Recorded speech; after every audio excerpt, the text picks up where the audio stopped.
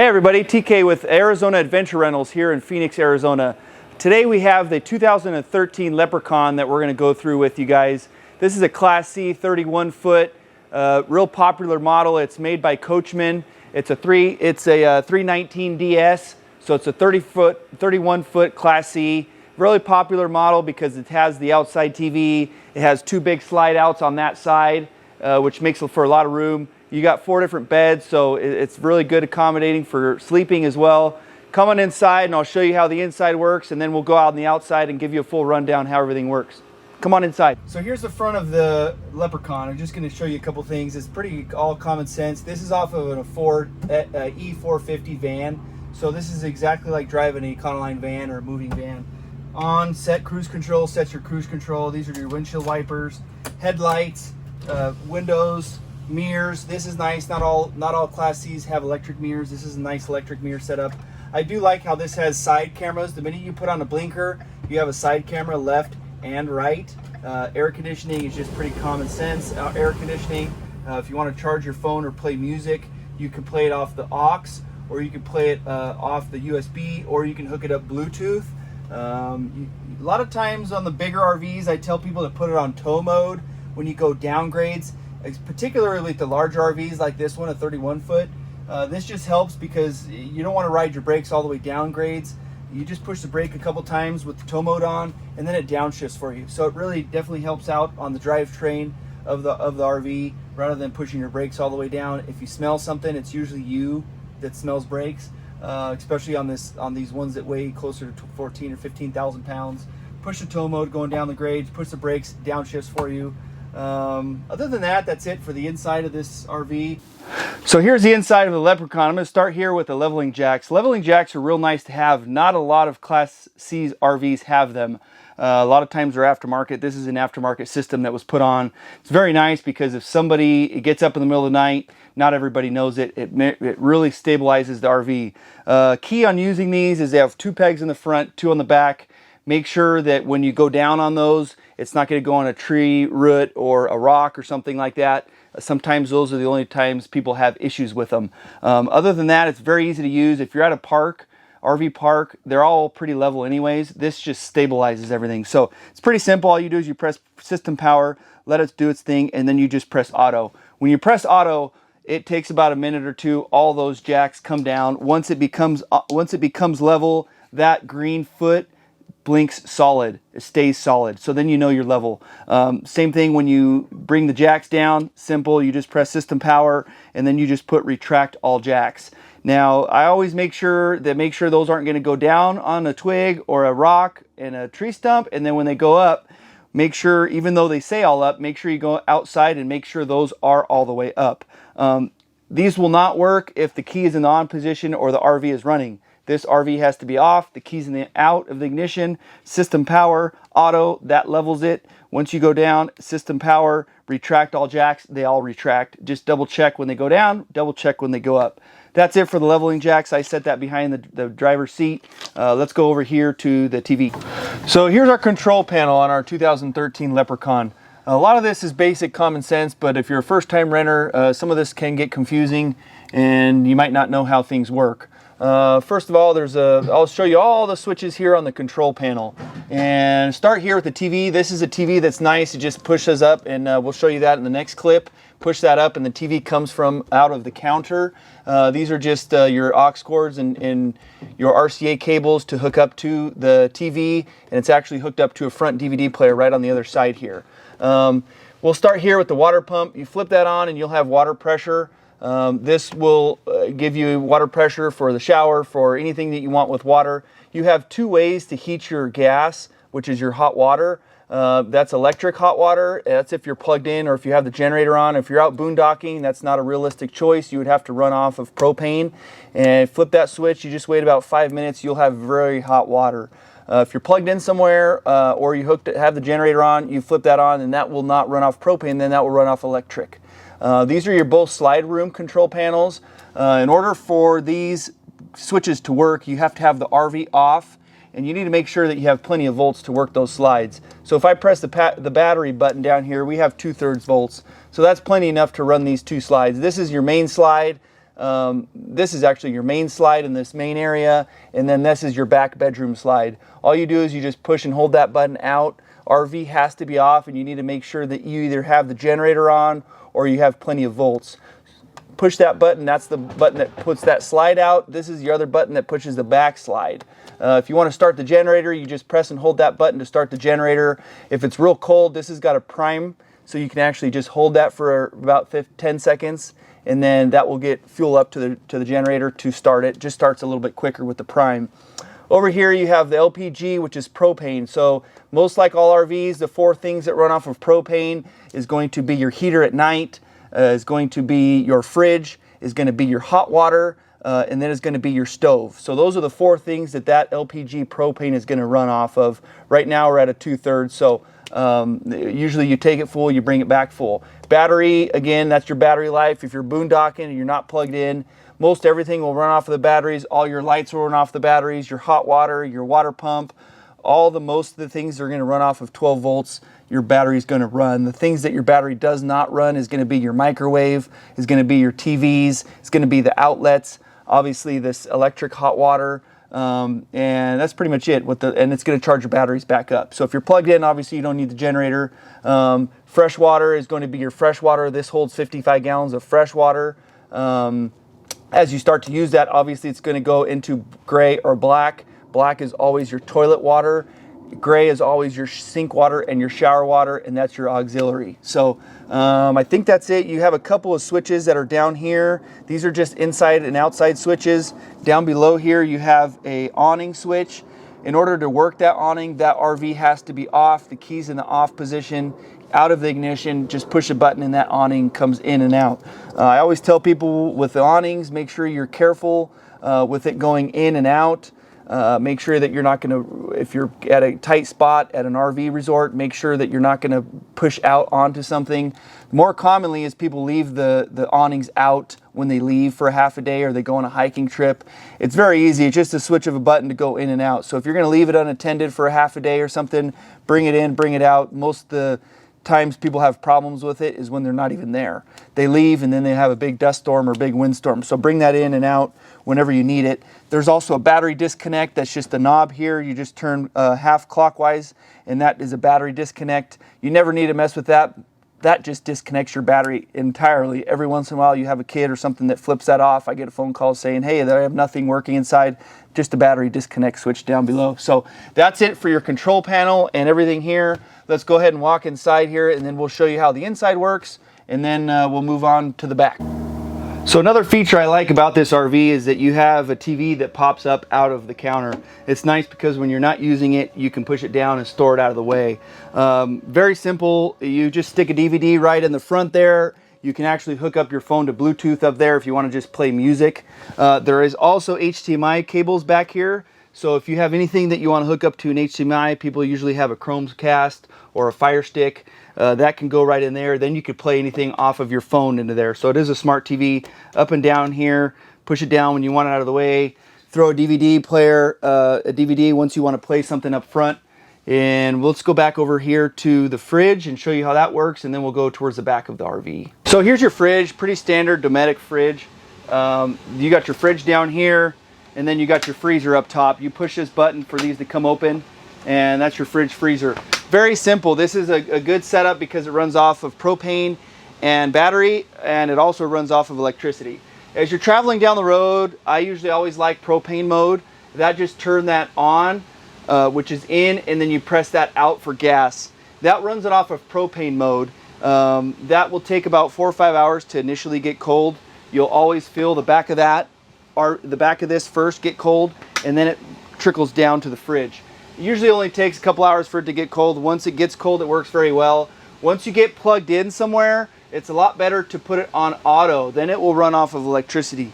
The only reason I usually don't put on electricity right away is because if you turn the generator on and off several times throughout your trip, if you're traveling down the road, that pilot light for the fridge has to go on and off. If you have a lot of crosswinds, sometimes that will have a hard time reigniting. And so it's a lot easier to just run it off of gas mode while you're traveling. And then when you get plugged in, flip it over to auto, then it will run off of electricity. Pretty standard. The only reason it would say check mode, it's always on unless it's on check mode. The reason it would be on check mode is if you have it on propane and gas mode, is if you are low on propane or if you're low on battery volts. So how you know if you're low on propane, you can go straight to the stove, make sure that you have live propane there, and if you do, then you go to your control panel, press your batteries to see where your volts are at. If the volts are good and you get all the air out of the system, flip that off, then wait about 10 seconds, flip it back on, that will reignite. If you have everything off, you can actually hear it ignite on the outside. Never really have any troubles with the fridges. They're very good. If you have a lot of kids on the bigger RVs, I do tell them to keep drinks separate, because if you have a lot of kids going in and out, your produce and your things might suffer a little bit here in the fridge. Other than that, that's pretty much it. The stove, this is your microwave. Obviously the microwave has to be running only with the generator on or plugged in somewhere. That's your stove. You just turn these on, push your spark to ignite it, and then everything else here is common sense. This is just all your storage.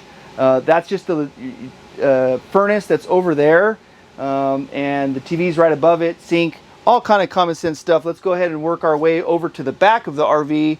You got the shower and the bedroom, back bedroom, and your bathroom. So here's your back bedroom. Everything here is pretty common sense. You got your back window here. That does slide open and closed. Has a screen there. You have all your storage back here, which is nice. You have a little cabinet for your closet, for hanging your clothes. Now this is your back slide, so this whole closet with the mirror and everything slides out. So you can put whatever you want in here as far as clothes as well. Lots of storage through here. When you bring that slide in, this slide comes up to this bedroom. So when you're going down the road, you can still access all this. You just have no space from here back.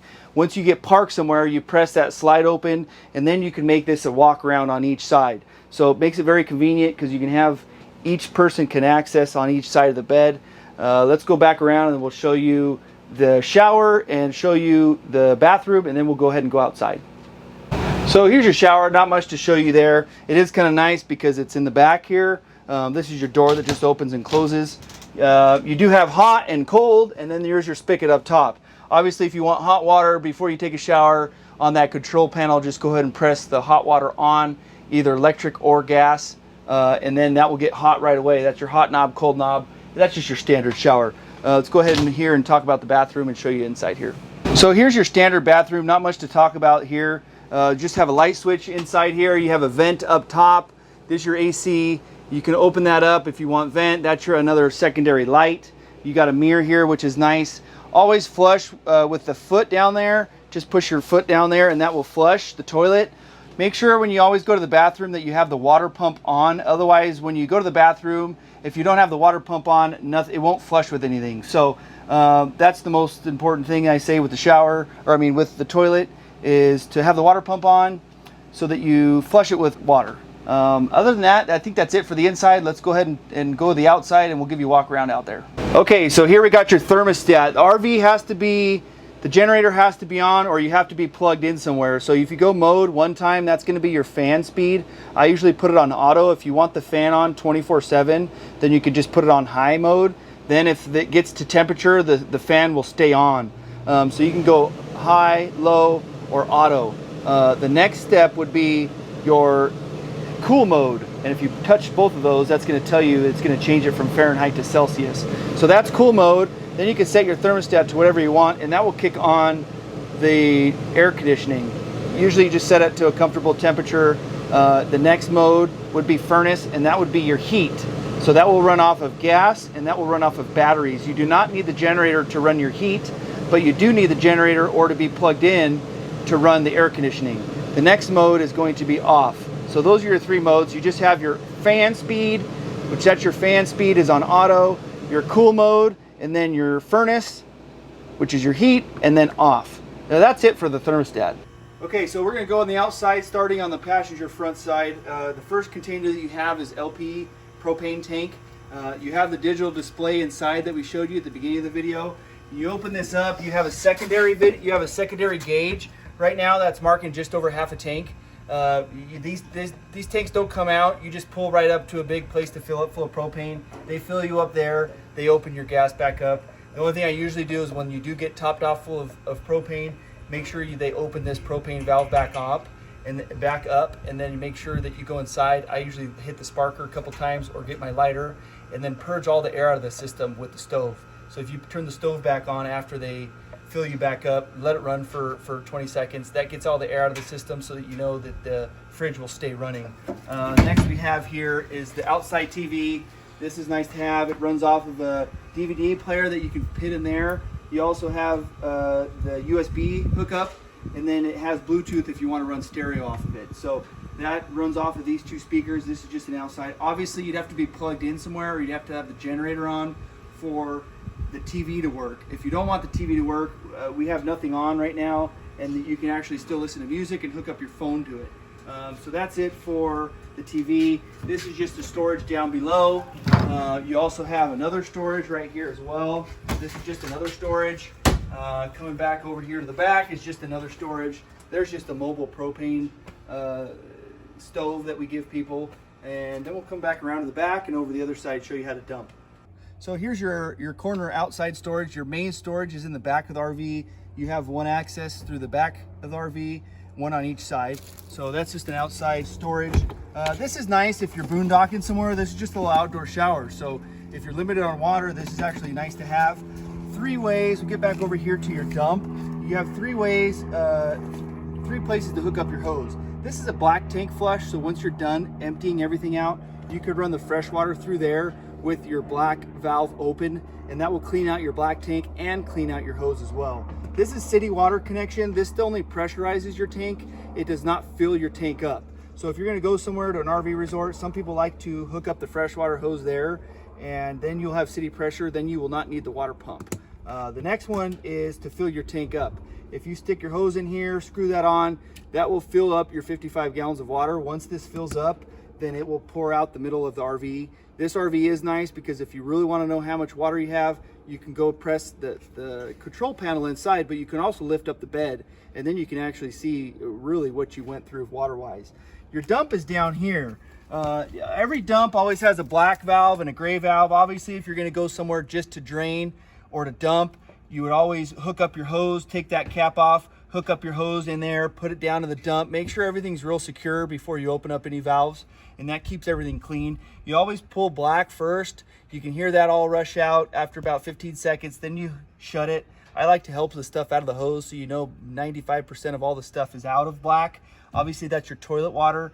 Normally you always have lots of gray water and little black water, and lots of gray water, which is your shower and your sink water. So once you shut that black valve, then you open up gray. Gray is what cleans out your hose, and that's what is your shower and your sink water. If your hose isn't that clean, then you can always use the black tank flush. And then you use the black tank flush with the black valve open. Never have both valves open when you're going to dump, because you don't ever want black into gray or gray into black. So when you do run the tank flush here, make sure that the gray valve is closed and your black is open, and that will run water through your hose and clean everything back up. Gasoline is here. The generator runs off of this same tank. So just make sure that if you're gonna go boondocking, you always wanna camp with at least a half a tank. If the fuel tank up front gauge marks under a quarter tank, the generator won't run. Just doesn't wanna leave you stranded out in the middle of the woods. So that's why I always tell people, make sure that you plug in, make sure that you have at least a half a tank when you go camp somewhere. This is your 30 amp plug. You just open that up. That's a 30 amp plug. Pull that out, plug it right into wherever you're gonna use. Then you won't need the generator on for anything. There's an outlet in there. Make sure that it's plugged back into the outlet when you're done. The outlet comes, the female part of that outlet is the generator power. So you need to complete the circuit and plug that 30 amp back in. Everything other than that, this is just where you have your freshwater hose and gloves. And then we have another access panel right here that's generator that you don't need to be into. We service that almost every trip, so you don't need to ever get into there. And then your last storage compartment is right here, and that's just another storage. I just put the black hose in there so it's away from everything else. So you can put that in a different container if you want, but this is your black hose here. That's where that just clips right in to where you're going to clip there at the hookup. And that's it for your outside storage. So there's nothing else up here. There is some leveling here.